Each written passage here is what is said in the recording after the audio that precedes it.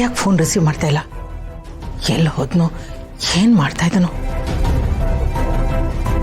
Sister, ಏನು sister ಇಷ್ಟೊಂದು tension ಇದೆಯಾ? ಇನ್ನೇನನ್ನ ಇರತ್ತೆ, ಮನೇಲಿ ನಡೀತಾ ಇದೆಯಲ್ಲ ದೊಡ್ಡ ರಾಮಾಯಣ, ಅದ್ರ ಬಗ್ಗೆ ಯೋಚನೆ ಮಾಡ್ತಾ ಇದೆ. ಇದೆಲ್ಲ ಎಲ್ಲಿ ಹೋಗಿ ಮುಟ್ಟತ್ತೆ ನನಗಂತೂ ಅರ್ಥ ಆಗ್ತಾ ಇಲ್ಲ. ಸಿಸ್ಟರ್, ನನಗೂ ಅದೇ ಅರ್ಥ ಆಗ್ತಾ ಇಲ್ಲ. ಎಲ್ಲ ಅಯೋಮಯ ಆಗ್ತಾ ಇದೆ. ನಮ್ಮ ಮನೆ ಪರಿಸ್ಥಿತಿ ಇದೆಯಲ್ಲ, ಸೂತ್ರ ಹರಿದ ಗಾಳಿಪಟ ಥರ ಆಗಿದೆ. ಕೆಲವು ಸರ್ತಿ ಈ ಪಾರ್ಥ ಮಾಡಿದ್ದು ಸರಿ ಅನ್ಸ್ಬಿಡುತ್ತೆ, ಮತ್ತೊಂದು ಸರ್ತಿ ಅನ್ಸುತ್ತೆ ಈ ಜಯದೇವ್ ಕೂಡ ಮಾಡಿದ್ದು ಅವೊಂದೇ ರೀತಿಲಿ ಸರಿ ಅಂತ ಅನ್ಸುತ್ತೆ. ಹಂಗೂ ಅನಿಸುತ್ತೆ ಸಿಸ್ಟರ್, ಹಿಂಗೂ ಅನಿಸುತ್ತೆ. ಒಟ್ಟಲ್ಲಿ ತಲೆ ಅನ್ನೋದಿದೆಯಲ್ಲ, ಗೊಬ್ಬರ ಆಗೋಗುತ್ತಲ್ಲ, ಹಂಗಾಗೋಗಿದೆ. ನೀನು ರಾಮಾಯಣ ಅಂತ ಹೇಳುವಾಗ ನನಗೊಂದು ಮಾತು ನೆನಪು ಬಂತು. ಈ ಪುರದ ಪುಣ್ಯ, ಸಾಮ್ರಾಜ್ಯದ ಪುಣ್ಯ, ಅರಮನೆ ಪುಣ್ಯ, ಈ ನೆಲದ ಪುಣ್ಯ ಪುರುಷ ರೂಪದಲ್ಲೇ ನಮ್ಮನ್ನು ಬಿಟ್ಟು ಹೋಗುತ್ತಿದೆ ಅಂತ. ಈ ವೈಭೋಗ, ಆ ಭಾಗ್ಯನ ನಾವು ಕಳ್ಕೊಂಡ್ವಿ ಅಂತ. ಸಿಸ್ಟರ್, ಆ ಮಾತು ಈ ಮನೆಗೂ ಅನ್ವಯಿಸುತ್ತಲ್ಲ? ಏನು ಹೇಳ್ತಾ ಇದೀಯಣ್ಣ? ಏನಿನ್ ಮಾತಿನ ಅರ್ಥ? ಪಾರ್ಥ ಹೋಗ್ತಿದ್ದಂಗೆ ಎಲ್ಲ ಹೊರಟೋಯ್ತು ಅಂತನಾ? ನಾನು ಪಾರ್ಥನ ಬಗ್ಗೆ ಹೇಳ್ತಾ ಇಲ್ಲ ಸಿಸ್ಟರ್, ಗೌತಮ್ ಬಗ್ಗೆ.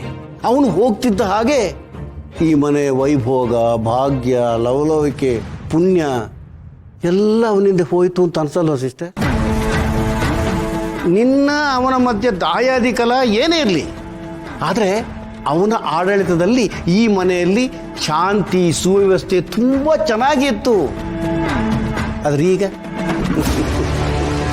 ಹೇಳೋರಿಲ್ಲ, ಕೇಳೋರಿಲ್ಲ. ಅವನಿತ್ತಿದ್ರೆ ಎಲ್ಲವೂ ಹದ್ದುಬಸ್ತಲ್ಲಿರ್ತಿತ್ತು, ಸುವ್ಯವಸ್ಥಿತವಾಗಿರ್ತಿತ್ತು ಅಂತ ನಿಂಗೆ ಅನ್ಸಲ್ವ ಸಿಸ್ಟರ್? ಯೋಚನೆ ಮಾಡು, ಒಂದು ಸರ್ತಿ ಆದರೂ ಅನಿಸಿರುತ್ತಲ್ವ? ನನಗಂತೂ ತುಂಬ ಸಲ ಅನಿಸ್ಬಿಟ್ಟಿದೆ ಸಿಸ್ಟರ್, ಅವನಿದ್ದಿದ್ರೆ ಚೆನ್ನಾಗಿರ್ತಿತ್ತು ಅಂತ. ಸಿಸ್ಟರ್, ನೀನು ಯೋಚನೆ ಮಾಡು, ನಿನಗೀಗೆಲ್ಲ ಇದೆಯಲ್ಲ, ಆಸ್ತಿ, ಅಂತಸ್ತು, ಐಶ್ವರ್ಯ, ಆದರೆ ಮಕ್ಕಳಿಂದ ನೆಮ್ಮದಿ ಅದೇ ಇಲ್ಲ. ಅಲ್ಲ, ಈಗ ಯಾಕೆ ಬಿಡು ಆ ವಿಷಯ? ಇನ್ನೊಂದ್ಸತಿ ಫೋನ್ ಮಾಡು, ಎತ್ಬೋದು ನೋಡು. ಯಾಕೋ ಗೊತ್ತಿಲ್ಲ ಅಮ್ಮ, ನಿಮ್ಮನ್ನೆಲ್ಲ ನೋಡ್ಬೇಕು ಅನಿಸ್ತು, ಅದಕ್ಕೆ ಬಂದೆ.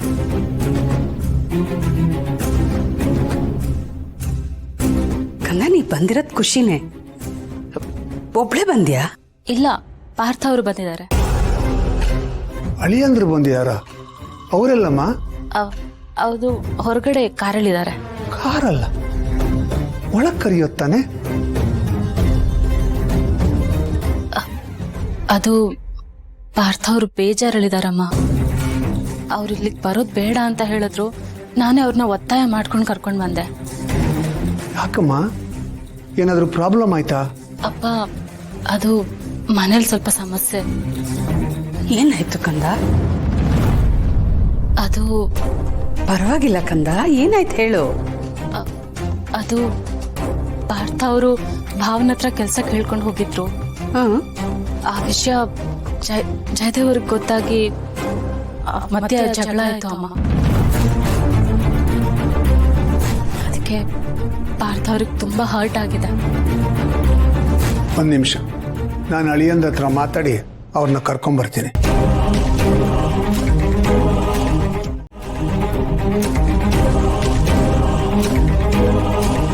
ಅಳಿಯಂದ್ರೆ, ಮಾವ, ನೀವ್ಯಾಕೆ ಬರೋದಕ್ಕೆ ಹೋದ್ರಿ? ಇನ್ನೇನು, ನೀವು ಮನೆ ಬಾಗಿಲು ತನಕ ಬಂದು ಒಳಗೆ ಬರದೆ ಹೋದ್ರೆ? ನೋಡಿ, ನನಗೆಲ್ಲ ವಿಷಯ ಗೊತ್ತಾಯ್ತು, ನಂಗೆಲ್ಲ ಅರ್ಥ ಆಗತ್ತೆ. ಹೌದು ಮಾವ, ಒಂದು ಗಾದೆ ಮಾತಿದೆಯಲ್ಲ, ಹುಟ್ಟ ಹುಟ್ಟ ಅಣ್ತಮ್ಮಂದ್ರು, ಬೆಳಿತಾ ಬೆಳಿತಾ ದಾಯಾದಿಗಳು ಅಂತ. ಈಗ ನಮ್ಮ ಮನೆ ಪರಿಸ್ಥಿತಿ ಕೂಡ ಹಾಗೆ ಆಗಿದೆ. ನನಗೆ ಬಿಗ್ ಬ್ರೋ ಅಂದರೆ ತುಂಬ ಪ್ರೀತಿ, ಆದರೆ ಜಯಬ್ರೋ ಅವನು ತುಂಬಾನೇ ದ್ವೇಷಿಸ್ತಾನೆ. ಅವನು ನಮ್ಮಿಬ್ರೂ ದ್ವೇಷಿಸ್ತಾನೆ. ಹೀಗಿರುವಾಗ ಎಷ್ಟು ದಿನ ಅಂತ ನಾನು ಸಹಿಸ್ಕೊಂಡಲ್ಲಿರ್ಲಿ ಮಾವ? ನೋಡಿ ಅಳಿಯಂದ್ರೆ, ರಾಮ, ಲಕ್ಷ್ಮಣ, ಭರತ, ಶತ್ರುಘ್ನ ಎಲ್ಲ ಅಣ್ಣ ತಮ್ಮಂದರು. ಆದರೆ ಒಂದೇ ತಾಯಿ ಹೊಟ್ಟೆಯಲ್ಲಿ ಹುಟ್ಟದವರಲ್ಲ. ಒಂದು ರೀತಿಯಲ್ಲಿ ಅವರು ದಾಯಾದಿಗಳೇ. ರಾಮ ಅಣ್ಣ, ನಮ್ಮಲ್ಲಿ ತಮ್ಮ ಅಂದ ಕೂಡಲೇ ಲಕ್ಷ್ಮಣ, ಭರತ ಎರಡು ಹೆಸರು ಹೇಳೇ ಹೇಳ್ತೀವಿ. ನಿಮ್ಮ ಅಣ್ಣ ಶ್ರೀರಾಮ, ನೀವು ಭರತ. ಆ ಜಯದೇವ್ ಅವರು ಲಕ್ಷ್ಮಣ ಆಗಲೇ ಇಲ್ಲ. ಅದು ಯಾವಾಗಲೂ ಹಾಗೆ ಆಗೋದು. 5 ಬೆರಳು ಒಂದೇ ಥರ ಇರೋಲ್ಲ. ಇದು ಹಾಗೇನೆ ನೋಡಿ.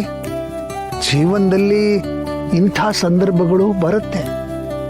ಇದು ಬಂದು ಹೋದ್ಮೇಲೆ ಎಲ್ಲ ಸರಿ ಹೋಗೋದು.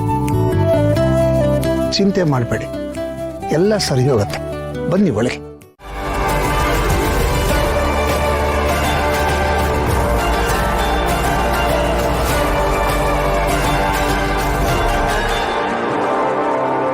ಮಲ್ಲಿ ಹಾ ಕರ, ಬಾ ಒಂದ್ ನಿಮಿಷ, ಬುಕ್ ತಗೊಂಡ್ ಬಾ.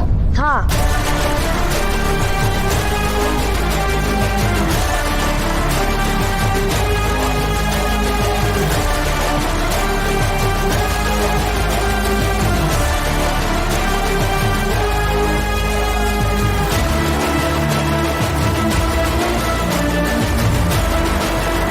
ಓದ್ಕೋ, ನಾನು ಇಲ್ಲೇ ಇದ್ದೀನಿ.